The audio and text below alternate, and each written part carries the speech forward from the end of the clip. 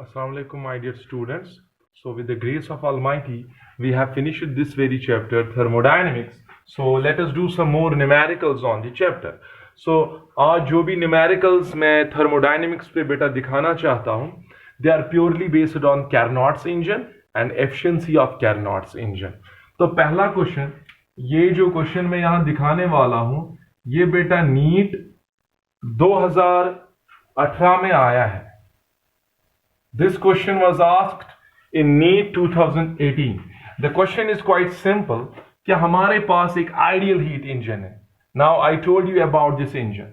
Suppose assume you have the Carnot engine and this Carnot engine works between freezing point and boiling point. What does that mean? You know, जो चाहे heat engine ले लो चाहे Carnot engine ले लो, इसमें दो temperatures होते हैं. एक तो सोर्स का टेम्परेचर, दूसरा सिंक का temperature. Source is maintained at high temperature, sink is maintained at low temperature. तो बताओ जब इंजन वर्क कर रहा है between freezing point and boiling point, so what does that mean? What is the temperature of source which is represented by T1? Source का temperature boiling point होगा. Boiling point is how much? Water का boiling point 100 degree है. But remember 100 degree centigrade को thermodynamics में मैंने बताया we usually use absolute scale. So as far as this centigrade scale is concerned, this is not an absolute scale. So what this is relative. और absolute scale की अगर बात करोगे वो Kelvin scale है. So let us convert it into Kelvin first. तो आप क्या लिखोगे? 100 plus 273 Kelvin. तो कितना आ गया?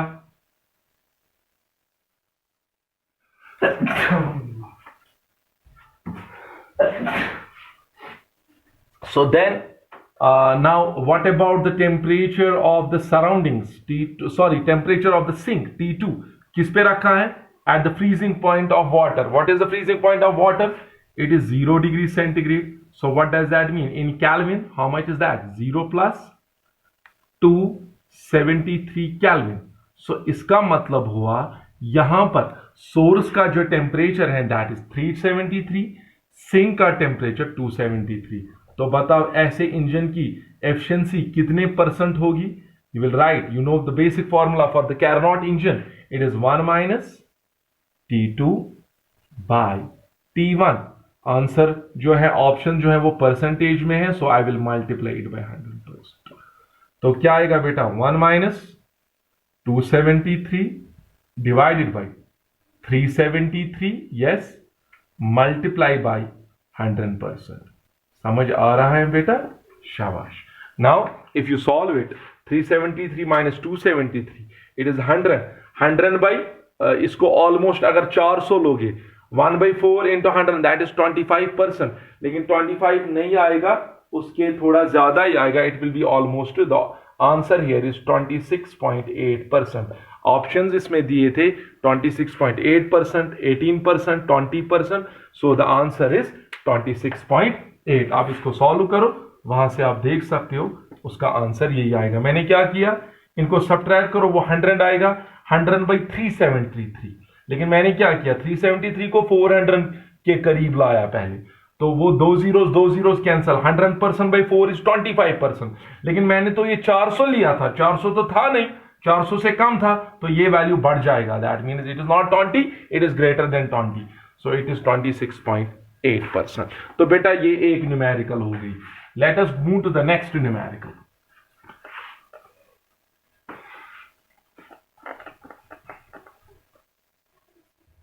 और एक और जो न्यूमेरिकल बेटा that was asked in this NEET, the question is like this. A Carnot engine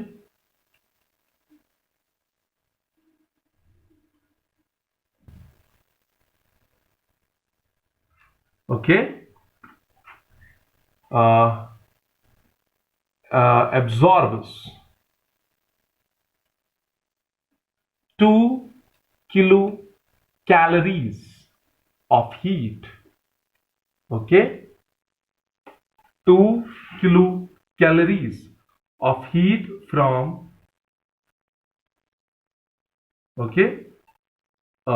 source.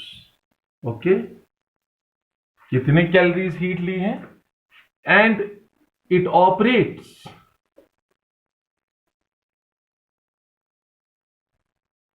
between temperatures 100 and 500 degree centigrade. Okay, find the work done by this engine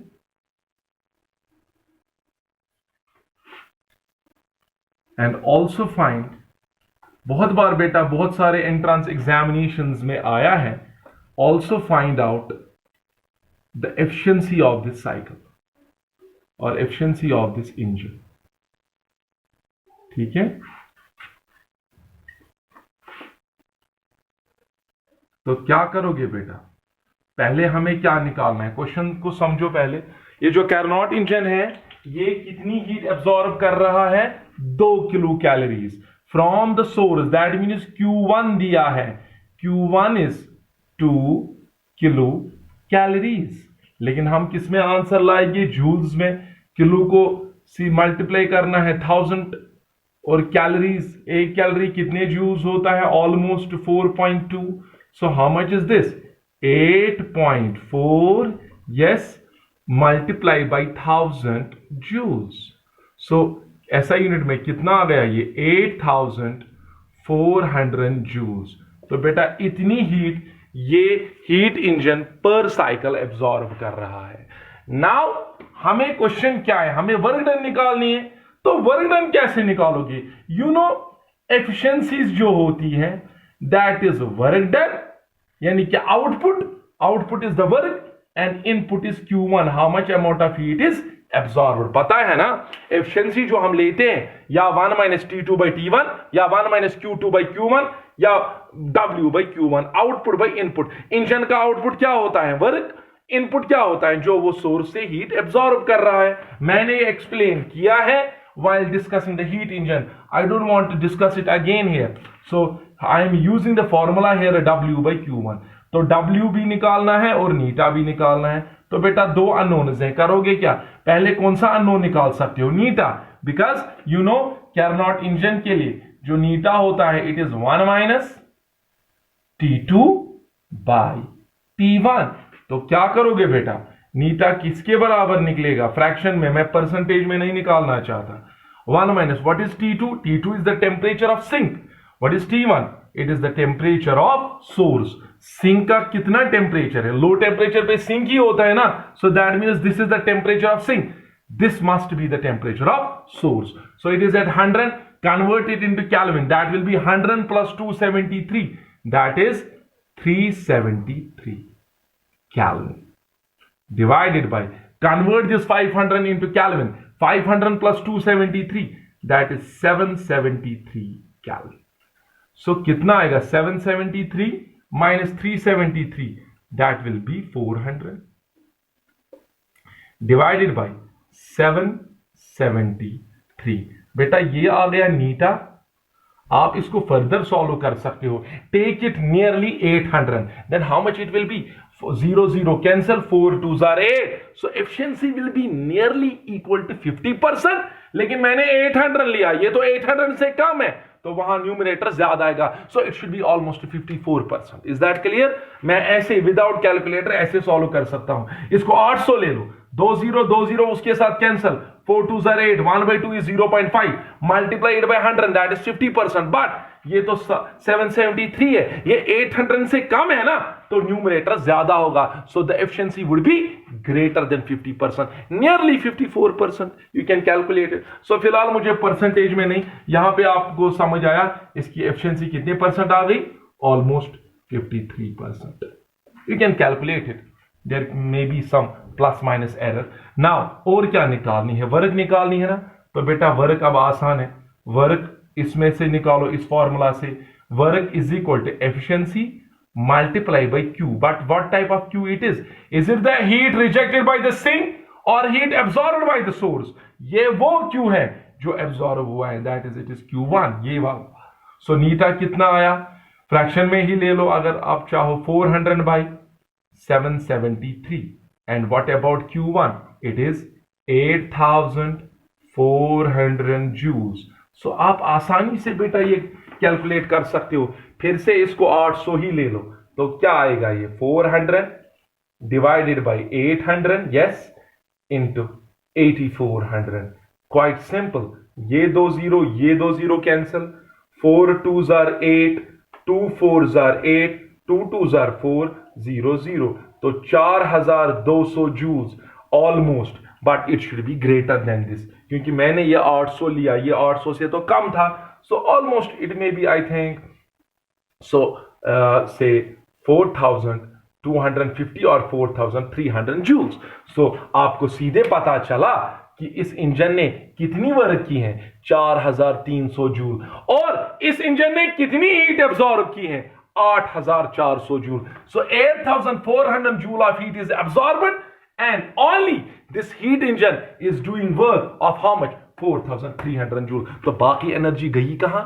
अगर 8400 joule heat absorb की है और 4300 joule को work की है, बाकी heat कहां गई? That heat, according to the Kelvin statement, some part of the heat should be rejected to the reservoir, maintain it at low temperature, known as sink. उस heat को waste heat कहते हैं. तो बताओ, अगर आपको आएगा how much amount of heat is rejected to the sink? So 8400 minus 4300, वो आपको बताएगा कि कितनी हीट. जैसे यहां पे हम सीधे बेटा निकाल सकते हैं amount of heat rejected to the sink, and you know that is represented by Q2. आप आसानी से वो निकाल सकते हो. कैसे? Q2 कैसे निकलेगा? सिंपली कितनी हीट एब्सॉर्ब की है, दैट इज Q1, माइनस और कितनी वर्क हुई है, Q1 minus W. How much is Q1? 8400 joule, minus how much is W? 4300 joule. How much is that? 001, okay, 4. So 4100 joule heat जो है वो सिंक ने रिजेक्ट की है, या वो इस इंजन ने रिजेक्ट की है towards the sink. So this is the amount of heat rejected. This is the amount of heat which is converted into work. Is that clear? समझ आ रहा है? सो ये ऑलमोस्ट 50% या 53% एफिशिएंट इंजन है. Is this clear to you? कोई confusion नहीं है? आई होप आपको अच्छे से समझ आया होगा. Let us move to the next question that was asked in the previous examination of JEE mains, and that was also asked in NEET examination. तो आप ध्यान से इस क्वेश्चन को नजर रखोगे. So the question is like this. बेटा अच्छे से क्वेश्चन सुनो.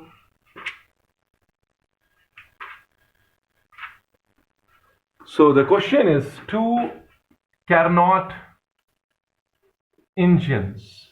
बहुत ज्यादा इंपॉर्टेंट क्वेश्चन है, नीट में भी आया है. I want to write this question here. Two Carnot engines A and B, yes, are operated in series. दो Carnot engines को हमने सीरीज में लगाया है, यानी कि एंड टू एंड. तो क्या हुआ है? द इंजन ए, बहुत इंपॉर्टेंट क्वेश्चन है, receives heat, okay, from the source at temperature T1, okay, and rejects the heat to the sink, rejects the heat to the sink at temperature T. Sink का temperature जहां इसने heat reject की, that is a temperature T.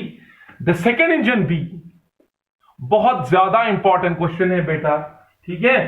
So the second engine B क्या करता है, receives the heat at temperature T, then and rejects to the sink at temperature T2. Now, for what value of T?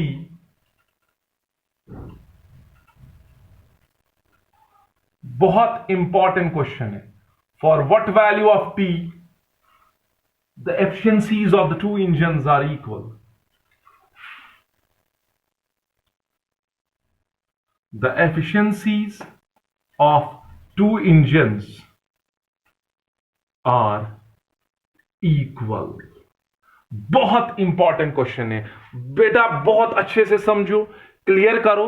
इस question से आपको बहुत सारे question निकलेंगे. सुनो बेटा, दो कैरनॉट इंजन है सीरीज में, ठीक है.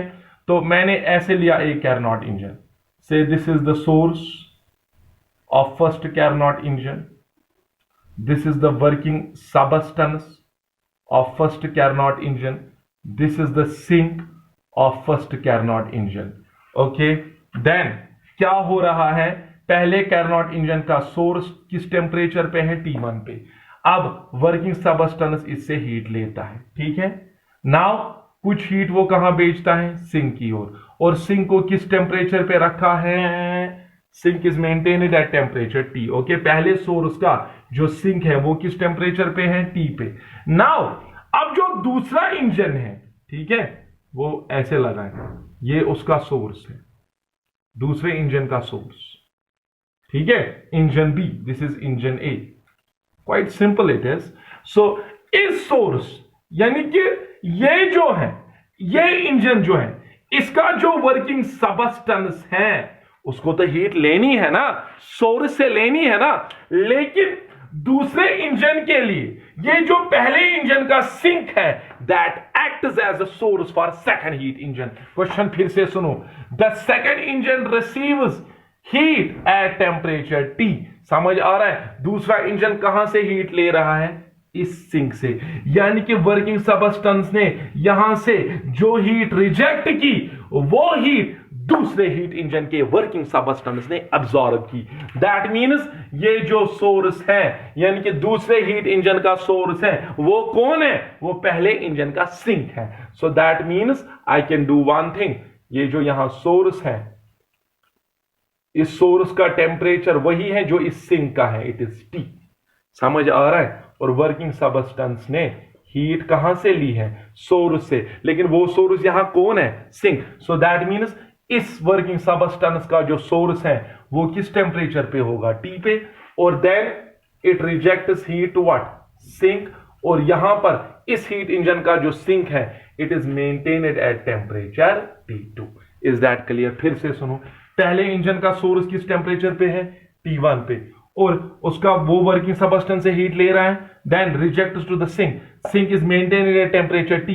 Now, the second engine, the source of the second engine, the working substance of the second engine receives the heat from the sink. So that means, what is the temperature of the source second? What is the temperature of the second heat engine? That is T. यानी कि दूसरे heat engine के जो source का temperature है, वो पहले heat engine का सिंक का टेम्परेचर है. So the temperature of the sink of the first heat engine acts as the temperature of the source of second heat engine. यानी कि इस पहले हीट इंजन के सिंक का जो टेम्परेचर है, दूसरे हीट इंजन के सोर्स का वो टेम्परेचर आ रहा है, ठीक है. सो नाउ इसीलिए मैंने यहां सोर्स बाईपास किया था, क्योंकि ये जो सिंक है, it acts as a source for second heat engine. This is engine B. तो यहां पर इंजन बी ने कहां से हीट ली, सिंक से. Sink is maintained at what temperature, T. So that means दूसरे हीट इंजन के लिए सोर्स का टेम्परेचर क्या है, T.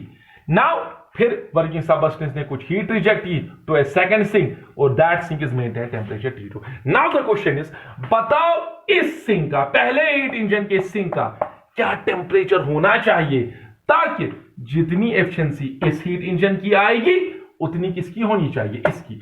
So now tell me, what is the efficiency of first heat engine? Yes, 1 minus what is T2, it is T divided by T1. Is that clear? This is the efficiency of first heat engine. चलो बताओ बेटा, what is the efficiency of second heat engine? Neta 2.